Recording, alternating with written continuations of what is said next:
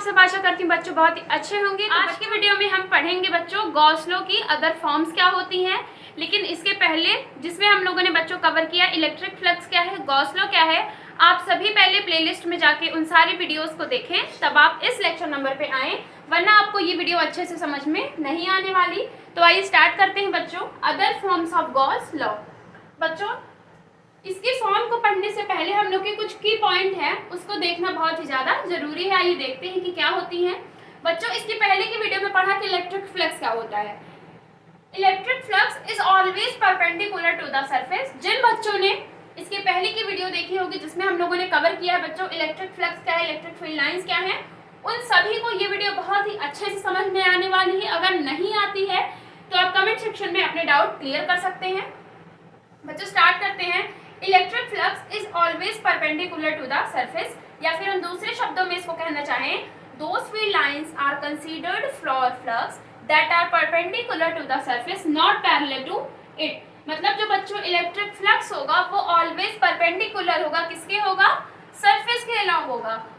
और दूसरे शब्दों में कहें तो those field lines are considered, जितनी भी इलेक्ट्रिक फील्ड लाइंस को हम लोगों ने कंसीडर किया और जिसको हम लोगों ने बाद में कहा कि अगर ये क्लोज्ड सरफेस से पास कर जाए उसको फ्लक्स कहते हैं, that are perpendicular to the surface not parallel to it. मतलब वो हमेशा सरफेस के परपेंडिकुलर होंगी, पैरेलल कभी भी नहीं होंगी। हम लोगों ने एक फिगर ड्रॉ किया, ये था बच्चों सरफेस, ये थी इलेक्ट्रिक फील्ड लाइन जो कि थी पैरेलल, एंड ये थी परपेंडिकुलर लाइन, ये थी बच्चों इलेक्ट्रिक फील्ड लाइन, एंड दोनों के बीच में जो एंगल बना उसको हम लोगों ने सपोज किया बच्चों क्या है, वो थीटा है।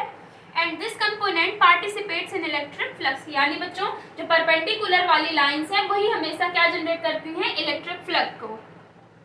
यहाँ से बच्चों हम लोगों ने एक फार्मूला बनाया, तो phi is equal to E perpendicular cross A. यहाँ से हम लोगों ने इसका सॉल्व इसको किया, तो यहाँ से बच्चों बन गया phi is equal to vector E dot N cap and A. उसके बाद बच्चों हमारी नेक्स्ट पॉइंट है क्या, फ्लक्स द एलिमेंट्री पोर्शन। मतलब अभी तक हम लोगों ने पढ़ा सरफेस के थ्रू इलेक्ट्रिक फ्लक्स क्या होता है, लेकिन अब हम लोग को एलिमेंट्री पोर्शन के लिए फ्लक्स को निकालना है। तो यहाँ पे हमने सबसे पहले एक आर्बिट्रेरी ऑब्जेक्ट लिया और यहाँ पे उसका एक एलिमेंट्री पार्ट ड्रॉ किया और वहां पे हम लोग को निकालना है कि इलेक्ट्रिक फ्लक्स कितना होगा। तो ये बच्चों इलेक्ट्रिक फील्ड लाइंस है, यहाँ पे जो ds है वो छोटे से सरफेस के लिए लिया गया है। यहाँ पे बच्चों E देखिए, यहाँ पे जो ड्रॉ किया गया है वो एलिमेंट्री पार्ट है, यहाँ पे लिखा भी है।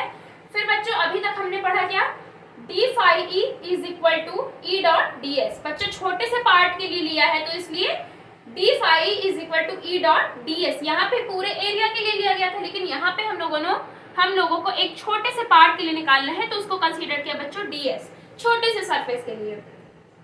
नेक्स्ट लाइन में हम लोग करेंगे electric flux passing through arbitrary surface, phi is equal to surface integration D phi E. बच्चों छोटे से पार्ट के लिए निकालना है, छोटे से पार्ट से पूरे सरफेस के लिए निकालना है। तो सबसे पहले हम लोग एक छोटे से पार्ट को निकाल लेते हैं, तो यहाँ से बन गया D phi is equal to E dot D S. अब phi is equal to surface integration D phi E की वैल्यू यहाँ से पुट कर देंगे ई डॉट डी एस। जब इसको हम लोग किसी भी न्यूमेरिकल थ्रू किसी भी प्रॉब्लम में सॉल्व करेंगे तो यहाँ पे बच्चों एक छोटे से पार्ट से हम लोग को पूरे पार्ट का फ्लक्स मिल जाएगा। ये थे बच्चों other form of Gauss law. Next topic है हमारी इलेक्ट्रिक डिस्प्लेसमेंट वेक्टर। इसके पहले अभी हम लोगों ने पढ़ा बच्चों कि गॉस लॉ की अदर फॉर्म्स क्या है। अभी हम लोगों ने कुछ देर पहले पढ़ा था बच्चों phi is equal to surface integration E dot D S. तो बच्चों हम लोगों ने उसका आरएसएस टर्म लिया, surface integration E dot D S is equal to phi E को बच्चों क्या लिख सकते हैं हम लोग, Q enclosed by epsilon naught. इसकी पहले लेक्चर से हम लोग इसकी वैल्यू यहाँ पे पुट कर सकते हैं। तो बच्चों E dot D S, E को हम लोगों ने बाहर ले लिया, सरफेस इंटीग्रेशन डी एस बचा is equal to Q enclosed by epsilon naught. यहाँ से हम लोगों ने एप्सिलॉन नॉट को ई की तरफ भेजा तो epsilon not into E dot. बच्चों सरफेस इंटीग्रेशन डी एस को हम सरफेस इंटीग्रेशन के रिस्पेक्ट में इसका इंटीग्रेशन करेंगे बच्चों, हम लोग को मिल जाएगा एरिया। एक छोटे से पार्ट का हम लोग सरफेस इंटीग्रेशन करेंगे तो हम लोग को पूरा मिल जाएगा बच्चों एरिया। तो यहाँ आ गया A into is equal to Q enclose. यहाँ से हम लोग एप्सिलॉन नॉट इंटू ई की वैल्यू निकाले तो बच्चों क्यू इनक्लोज यहाँ पे इंटू में था ए, नीचे गया तो डिवाइड में हो गया epsilon naught E is equal to Q enclose by A. यहाँ से बच्चों आप सबसे पहले हम लोगों ने पढ़ा था जब कि चार्ज क्या है, चार्ज की प्रॉपर्टी प्रॉपर्टी क्या है, उसमें हम लोगों ने पढ़ा था चार्ज डेंसिटीज क्या होती हैं। तो बच्चों Q इनक्लोज्ड बाई ए, जहां पे एरिया पे चार्ज का क्या होता है, डिस्ट्रीब्यूशन होता है, वहां पे हम लोगों ने पढ़ा था कि वहां पे डेंसिटी होती है बच्चों surface charge density. RHS term of the above expression, ये जो टर्म है बच्चों ये हम लोग को बता रहा है कि ये सरफेस चार्ज डेंसिटी है। फिर बच्चों number of field lines displaced out from any surface whose charge density is Q enclosed by A is defined as electric displacement vector।